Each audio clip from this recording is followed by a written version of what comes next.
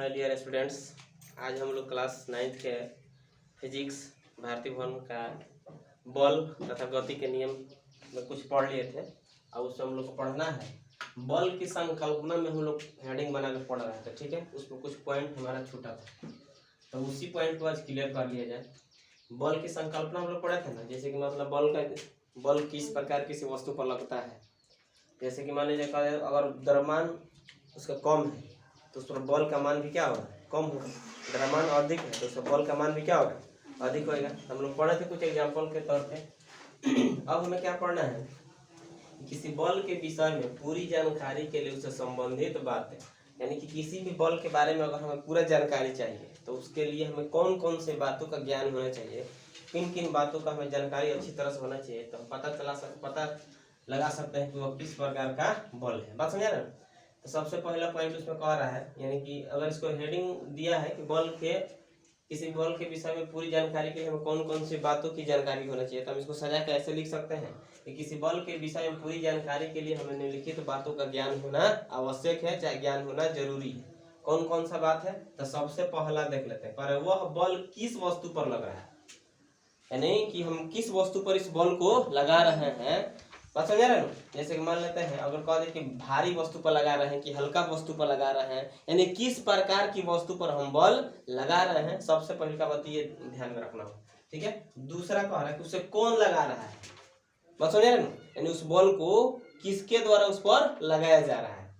तीसरा कह रहा है कि उसका लगाव बिंदु क्या है, यानी कि हम कहाँ पर बल लगा रहे हैं। लगाव बिंदु के बारे में हम लोग पढ़े थे ना, यानी कि उसका लगाव बिंदु क्या है, इसकी भी जानकारी हमें होना चाहिए। ठीक। उसके बाद कह रहा है कि उसकी क्रिया रेखा तथा दिशा क्या है। क्रिया रेखा के बारे में हम लोग पढ़े थे ना, कि क्रिया रेखा में क्या होता है कि वह सरल रेखा है जिस पर कोई वस्तु विरामावस्था में रहती है तो उसको गति में लाया जाता है। किसके द्वारा, क्रिया रेखा के द्वारा। तो यानी कि उसका क्रिया रेखा भी हमको मालूम होना चाहिए और उसका दिशा भी मालूम होना चाहिए कि किस दिशा में बल लगाया जा रहा है। क्या उनके बल लगाना शुरू कर दिए, नहीं ना, यानी कि उसका हमें दिशा भी मालूम होना चाहिए। अब देख लो, कह रहा है कि उसका परिमाण क्या है, यानी कि हम कितना बल उस पर लगा रहे हैं, इसका भी जानकारी हमें होना चाहिए। अगला पॉइंट कह रहा है कि उस बल की प्रकृति क्या है, अर्थात कहने का मतलब ये है कि वह किस प्रकार का बल है। बस समझे ना, बल भी अलग अलग प्रकार के होता है। ठीक है, तो हमें यहाँ ये भी जानकारी होना चाहिए कि यह बल किस प्रकार का है, यानी इसका प्रकृति क्या है। तो ये सारी बातें हमें जानकारी होना चाहिए, तब जाकर हम किसी बल के बारे में अच्छी तरह से जानकारी प्राप्त कर सकते हैं। क्लियर। अब आगे चलते हैं, संतुलित और असंतुलित बल के बारे में जानते हैं। तो संतुलित और असंतुलित अगर डायरेक्ट हम यहाँ पर देखना चाहें तो एक बात हमको दिमाग में बैठाना है, लेके चलना है क्या, त्वरण। क्या लेके चलना है, त्वरण। दिमाग में बैठा लेना है कि त्वरण से अगर हम चाहे तो इसको आसानी से डिफाइन कर सकते हैं। तो जैसे कि मान लेते हैं कि तो त्वरण शून्य होगा नहीं तो अशून्य होगा। बात समझ आ रही है क्या। त्वरण कितने मतलब क्या कर, त्वरण में क्या क्या परिवर्तन हो सकता है कि तो त्वरण शून्य हो सकता है नहीं तो अशून्य हो सकता है। बात समझ रहे हैं। शून्य का मतलब क्या कि उस वस्तु में कोई परिवर्तन नहीं होगा। बात समझ रहे हैं। अशून्य का मतलब परिवर्तन होगा। तो अगर कहना चाहे तो कह सकते हैं यदि किसी बल या बलों के समूह द्वारा किसी वस्तु पर लगाया जाता है या किसी वस्तु पर लगा हो तो वहां पर शून्य त्वरण उत्पन्न होता हो, यानी कि उसके वेग में कोई परिवर्तन नहीं होता हो, यानी कि जब शून्य त्वरण उत्पन्न होगा तो उसी को हम कहते हैं उसमें कौन सा बल लगा है, संतुलित बल लगा है। वह कौन सा बल है, संतुलित बल है। अगर उसी बल के द्वारा अगर उसमें अशून्य त्वरण उत्पन्न हो जाता है, यानी कि त्वरण का कुछ वैल्यूएबल मान आ जाता है, तो हम कहेंगे कि वहां कौन सा बल लगा है, असंतुलित बल लगा है। बात समझ आए। अब चलिए इसमें कुछ पॉइंट दिया, इसको हम देख लेते हैं। कह रहा है कि किसी कण पर लगे हुए दो या दो से अधिक बलों का परिणामी बल वह एकल बल है जिसका उस कण पर प्रभाव का मतलब यहाँ पर हम किससे सेंस लगाएंगे, त्वरण से। प्रभाव दिए हुए बलों के सम्मिलित प्रभाव के समान है। बात समझ रहा, नहीं समझे तो इसको एक बार पढ़ लेते हैं। अरे किसी कण पर लगे हुए दो या दो से अधिक बलों का परिणामी बल, कोई कण है जिस पर कितना बल लगाया गया है, दो या दो से अधिक दो या दो से अधिक बलों का परिणामी बल, परिणाम मतलब उसका पूरा मैग्नीट्यूड यानी पूरा उसका परिणाम लगाया गया वो बल, वह एकल बल है जिसका उस कण पर प्रभाव यानी कि त्वरण दिए हुए बलों के सम्मिलित प्रभाव के बराबर होता है। यानी कि जितना हम उस पर बल लगाएंगे यानी बल का जितना प्रभाव होगा वह उस जो बल वस्तु है उसका जो सम्मिलित प्रभाव है उसी के बराबर या समान होगा। बात समझे ना? अगला पॉइंट देखते हैं। कह रहा किसी वस्तु पर एक साथ कार्य कर रहे बलों का परिणामी यदि शून्य हो तो वे बल संतुलित कहे जाते हैं। बात समझा कि नहीं है? यानी किसी वस्तु पर एक साथ कार्य कर रहे बलों का परिणामी क्या होना चाहिए? शून्य हो यानी कि जीरो हो, यानी कि त्वरण का वैल्यू कुछ उत्पन्न ही नहीं हुआ हो, तो वहां पर जो बल लगेगा वो कौन सा बल होगा? संतुलित बल होता है। आ रहा है समझ में? अगला पॉइंट देखते हैं। अब कह रहा है कि संतुलित बलों के अधीन कोई वस्तु इस तरह बर्ताव करती है मानो उस पर कोई बल कार्य नहीं कर रहा है, अर्थात त्वरण क्या है? शून्य है। बात समझे ना? संतुलित बल जब किसी वस्तु पर लगाया जाता है तो वहां पर क्या होता है कि उस वस्तु जो होती है वह ऐसा बर्ताव करती है, ऐसा बिहेव करती है कि मानो कि यानी कि ऐसा लगता है कि उस वस्तु पर बल लगा ही नहीं। बात समझे ना? यानी कहने का मतलब ये है कि उस वस्तु पर कोई बल नहीं लगा है, अर्थात ये हो जाएगा उसमें त्वरण का जो वैल्यू होगा वो किसके बराबर हो जाएगा? शून्य के बराबर हो जाएगा। बात समझ में आया? अब चलते हैं यहाँ पर देखते हैं अगला पॉइंट। किसी वस्तु पर लगने वाले दो बल अगर संतुलन में हो तो दोनों बल यानी किसी वस्तु पर अगर हम संतुलित बल लगाते हैं तो उसका दो परिमाण होना चाहिए। कौन कौन? पहले का देख लेते हैं। क्या होना चाहिए उसमें? एक दूसरे के विपरीत दिशा में होंगे, यानी कि जो बल लगेगा ये बल इधर लगाएगा और ये बल इधर लगाएगा, एक दूसरे के विपरीत दिशा में है कि नहीं है? यानी ये भी बल इधर लगा रहा है और ये इधर लगा रहा है, एक दूसरे के उल्टा अपोजिट हो रहा है ना। यानी कि ये ध्यान रखना है जब संतुलित बल होगा तो क्या होगा? एक दूसरे के विपरीत दिशा में बल लगेंगे। बात समझ आया?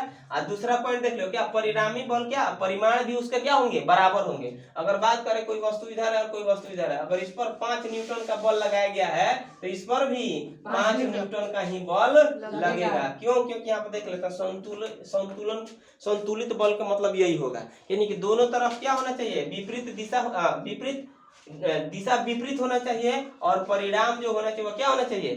बराबर होना चाहिए। बात समझ रहे ना? अब देखते हैं, आगे बढ़ते हैं।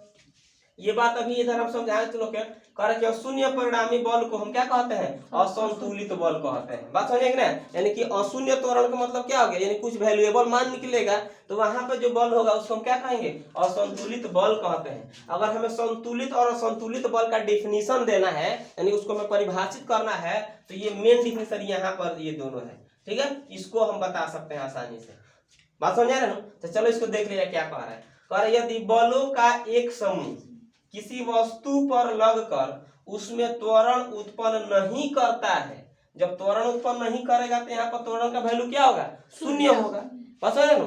जब वस्तु में त्वरण उत्पन्न नहीं होगा तो त्वरण का मान कितना हो जाएगा? शून्य हो जाएगा। तो बलों को क्या कहा जाता है? संतुलित कहा जाता है। आया समझ में? फिर एक बार देख लेते हैं। यदि बलों का एक समूह किसी वस्तु पर लगकर उसमें त्वरण उत्पन्न नहीं करता है तो बलों को संतुलित कहा जाता है। अब इसका अपोजिट ले लेना है यही। यदि बलों का एक समूह किसी वस्तु पर लगकर उसमें अशून्य त्वरण उत्पन्न करता है, क्या करता है? अशून्य त्वरण उत्पन्न करता है तो बलों को हम क्या कहते हैं? असंतुलित कहा जाता है। बात समझ में आया?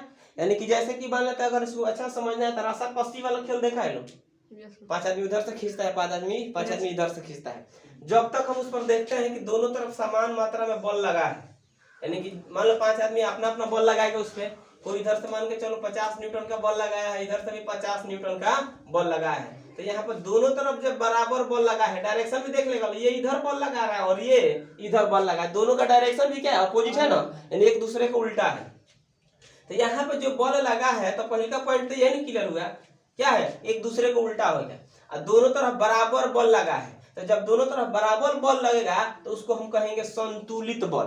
बात समझ रहे ना? यानी कि ये हमारा मेन पॉइंट हो गया, यहाँ से ना आगे ना पीछे, तो यह हो गया हमारा मेन पॉइंट। अब यहाँ से जो बराबर बल दोनों तरफ लगा है तो दोनों तरफ बराबर बल लगा है तो उसमें त्वरण उत्पन्न होने का सवाल ही नहीं है, यानी वस्तु तो कोई नहीं टॉस होगा ना मॉस होगा ना सर। लेकिन जैसे ही इस साइड या इस साइड बॉल का मान थोड़ा सा भी कम या ज्यादा हो जाता है तो ये क्या हो जाएगा, इसमें त्वरण उत्पन्न हो जाएगा। यानी कि ये पॉइंट कहाँ चला जाएगा, इधर आ जाएगा। अगर मान लेते हैं इधर बॉल का मान बढ़ेगा तो ये इधर खींचेगा कि नहीं खींचेगा, तो यहाँ पर क्या होगा, अशून्य त्वरण उत्पन्न हो जाएगा। यानी त्वरण का कुछ मान आ जाएगा तो उस प्रकार के बॉल को हम क्या कहेंगे, असंतुलित बॉल कहेंगे। तो क्लियर हुआ।